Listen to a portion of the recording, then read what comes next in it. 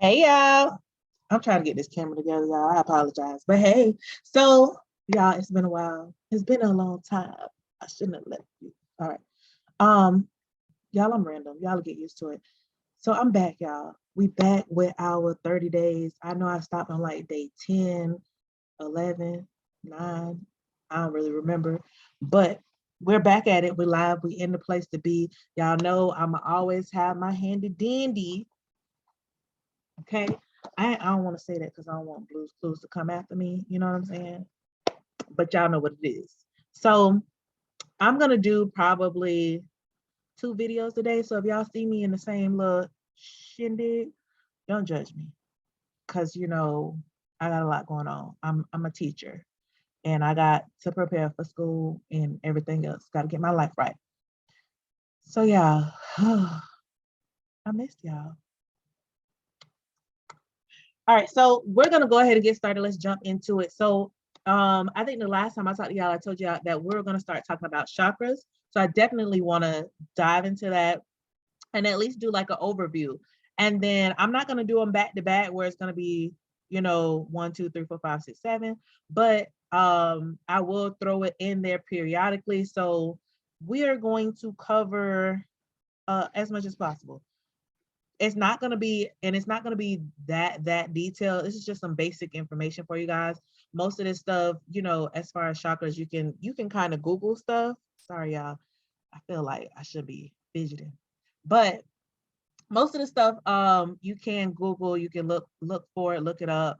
I'm gonna just give you a little bit of the generics, and then I might dive into a couple of other things that I enjoy or that I like or know about chakras. Um, I do not have my books. Look, I'm looking left to right because I don't have any books around me. But I did go ahead and give you guys like a reference. So please go back to the other video. I think it was probably like 3 videos ago, and I just did like a whole spill about some books that you can read that I think for the most part dives into the chakra system and stuff like that, dives into auras, what else? Torrid fields. If not, like of course, I'm gonna get a little jazzy at some point one of these days and add some PowerPoints in and do something like a miniature lesson like I would in class. However, until that point, y'all just see my beautiful face and hear these lovely words that you can always go and Google at any point in time. Um, and if it's not in Google, go check out some of the books that I recommended and then do your own soul searching and figure some stuff out. Like, don't take what I say verbatim and like as it is, the Bible, but actually go and do your own research. This is just a starter for most of you. I'm gonna try to, I guess, let me go ahead and dive into it so I can keep things a little bit short and sweet, right? All right, so I'm gonna be looking down because I gotta look at my notes so I can stay on track. But we're gonna start out with the chakra system, y'all. I try to put my notes up so I can look down like real quick. All right, so chakras, just in general, chakras are an energy system. So it's said that we have 7 major chakras, and I'm just going to introduce those to you momentarily. But for the most part, there is 114 chakras, just to let you know. And let's see, their energy systems, their systems within the body. Sometimes they call them energy centers. Sometimes you'll hear this being explained about it. And they activate, for me, they activate and they activate at different levels of awakening. So when you're starting to dive into your spiritual side and you're starting to do all your work and trying to manifest and, do all these things, they're also called seals, right? And so I'll use a lot of this stuff interchangeably. So when it comes to me, I throw it to you so that you can understand. So all of these things, when you start on your spiritual path, they help to illuminate and to help you identify certain things, certain processes. And I'm trying to think of like the easiest way to go about this, but either way, we're going to focus on the main 7, even though there's 114, and you can always go in and I think mostly in Western or Eastern studies, right? Because the United States is considered the West, right? America is the West. So most are in Eastern studies, where you look into Hinduism, Buddhism, um, all these different facets. And I don't know if I did a video on it yet or if I will, but I did talk about it on one of my podcasts. So, I got information all over the place. But, and sorry if I talk fast, y'all, I do that sometimes too. So apologize up front because it's not really gonna change. Slow it down if you need to. YouTube does have something on the side at the bottom where you see your play button on the opposite side. There's a little arrow that does an adjustment of speed, so you can slow me down if you need to. You can replay it as many times as you need to so that you can tap into some of this information. So again, we're mainly going to deal with the basic seven chakras. Each chakra is connected to a major organ, or your nervous system in your body. So when you hear it being called energy centers, it's because you have an energetic body, right? So you have what connects your neurons and send out messages to your cells, and different things like that. So if you did not pay attention in science class when you were in school, now's the time to go back and try to refresh yourself, because this is some great opportunities for you to really understand how the body truly works, and how your pathways have blockages, or how they are very energetic. And of course, that shows up in the body different ways. So like when you deal with disease, right? Disease or disease, you know that there's something that is off in your energy centers. And then you can make those adjustments on different levels, whether it be emotional, which is 9 times out of 10 what needs to happen, whether it be something physical that you need to do. And I'll talk more about that in another video, because I think that is very important for you to understand how to move energy, and how the blockages really do impact and affect the way that your body movement is, or the way that you function, as a human. Like, you have human tendencies. Your spiritual being having a human what is it? Experience. That's the word I was looking for. All right. So one of the best ways to deal with your chakras is just to understand and regulate your emotions and your physical well-being, which is what I kind of said.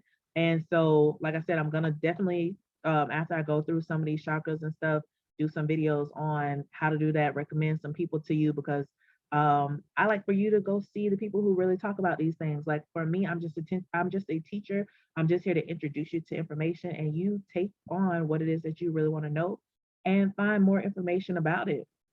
All right. So the 7 chakras, they run along the back of your spine.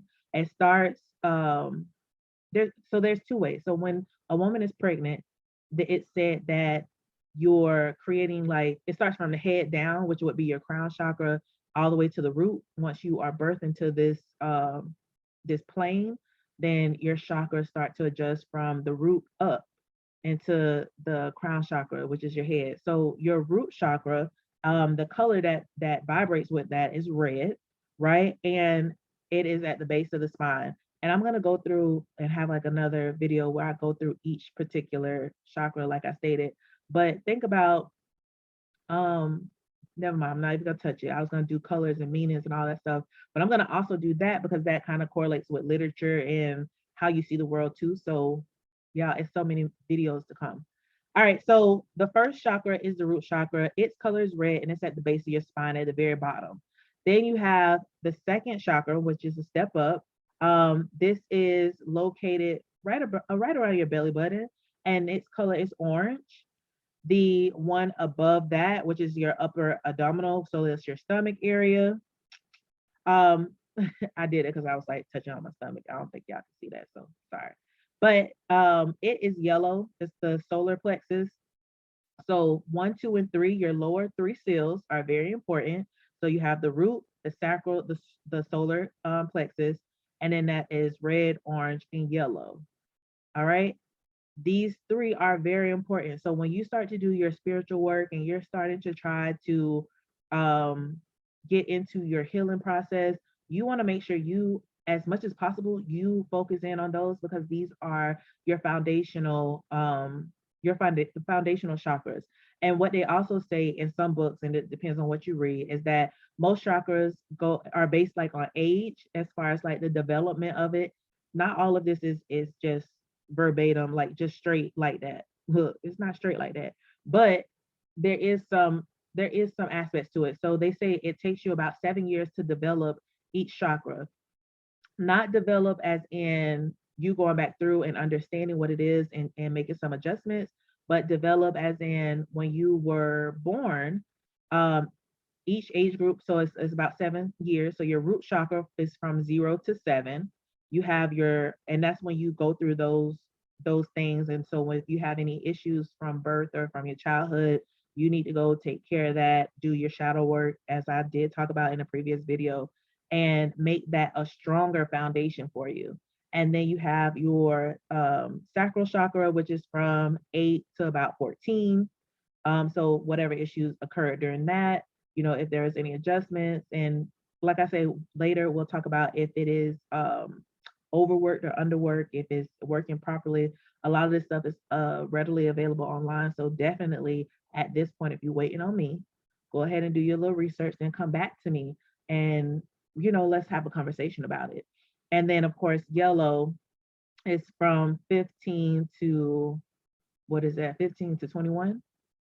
So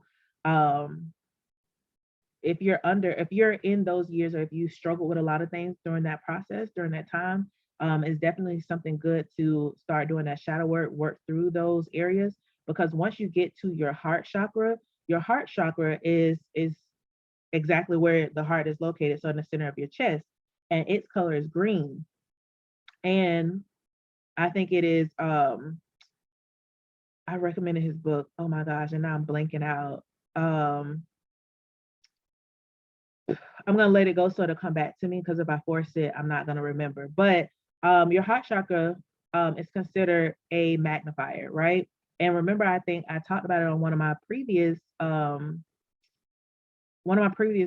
how you have your heart, you have your head, your heart, and your gut. And they're all are considered three brains that you have in your body. And that when you start to work on those three areas and get them in alignment, you'll be able to manifest things very quickly. And so your heart being that manifesting or that amplifying section in you, you definitely want to work on those bottom three, because once you start to get into the higher seals, which I'm going to go over in momentarily, you don't want to bring all that undealt with trauma into those higher seals, because as you're manifesting stuff, you're going to start to repeat certain things, just because you haven't dealt with the trauma, or you haven't dealt with the pain. So what could be a very healing opportunity can also be very detrimental to you at the same time. And I don't want you to be scared whenever you do get into that time to do a lot of work. But when you're moving energy through your body, just think about it. If there's a place where it's stagnated, which is kind of like when people have sciatica, right? There is electricity that's in your body that cannot get to where it needs to. The signal is not a straight signal. There's something that is pausing or holding that signal up, and that's going to cause you some pain. And in this case with sciatica, it's physical pain. And so definitely want you to be very aware of that. And again, not to be afraid, just cautious and cognizant, so that you can make the right adjustments for yourself. And of course, you have, Reiki, you have meditation, you have physical therapy, you have you can see a psychologist or a therapist or something like that to deal with the mental aspects. There's so many different things, acupuncture, different stuff like that. So going back to the other one, Joe Dispenza is the person who I was trying to talk about. So I did recommend 3 books by Joe Dispenza. And so when I think about which book it is, I think it's Becoming Superheroes, if I'm not mistaken. So Joe Dispenza is one of those persons who, I think he actually 2 of the books that I recommended, Becoming Superhero or Becoming Supernatural. And then there's another one, of course, like I said, I got to let stuff go and let it come to me, because I don't want to force anything. But when you read those books, it talks about the heart being a magnifier. And so again, make sure that you're doing your work, that the chakra work, when you're doing that, you have to make sure you're in line and you're doing your shadow work as well, so that you can truly become the person that you want to be. You can have the life that you want, and you can be aware of the mindsets, the thoughts that you have that are shutting certain things down. You can be very aware of your the physical attributes, like if you're having certain pains, why that's happening. Um, so definitely, like I say, I'm gonna always say, do the work. Know yourself well. Um, so the heart chakra, center of chest, and it's green. Then you have the throat chakra, which is blue, and of course, throat. You have your third eye, which is of course, in the center of your forehead. Um, and here your colors may vary. So in some places you're going to see it as indigo, which is just another variation of blue. In some places you're going to see it as purple. What you can do is when you start to do meditations and you're meditating with particular colors, you can do variations of colors. Some people need lighter colors. Some people need more darker colors. And I'm saying that, but I think I'll have another video when I start to do each one by one and give you more details why I'm going through that this example and trying to explain about the lighter and darker colors. So definitely know that when you get to this point, some of the colors may vary just based off of who wrote the book and where they're pulling their information from. But in general, if you do indigo or if you do purple, because they are quite similar, right? You know, those purplish blues. Um, you'll be fine. And then the crown chakra. So of course that is at the top of your head, just like where you would place a crown if you had one. And then of course you have a variation of colors. So typically the top two that you'll see would be violet, which is like a darker purple. So usually if they do third eye as indigo, then the crown chakra would be violet. If you do purple for your third eye, then your crown chakra would be pink. So that color does change. And then there are a few books that may do the crown as white. But white light, usually, like for your chakras, I just say stick with violet and pink for the most part, but I have to be very open and honest and sharing the information that I know so that you can have everything that you need. And then of course, like we'll talk about um how you can do well. Let me just introduce it anyway. I'm one of those people, I love to introduce information. So based on how your energy is flowing through your body, if you feel that your energy is underworking, right, and there's there's plenty of lists out there. Just Google something and see if you're overwork, underwork, or if it's neutral, like if it's working properly. Just see what they list and see what works for you. And of course, if it is underwork, you would definitely focus in on the particular color of the chakra.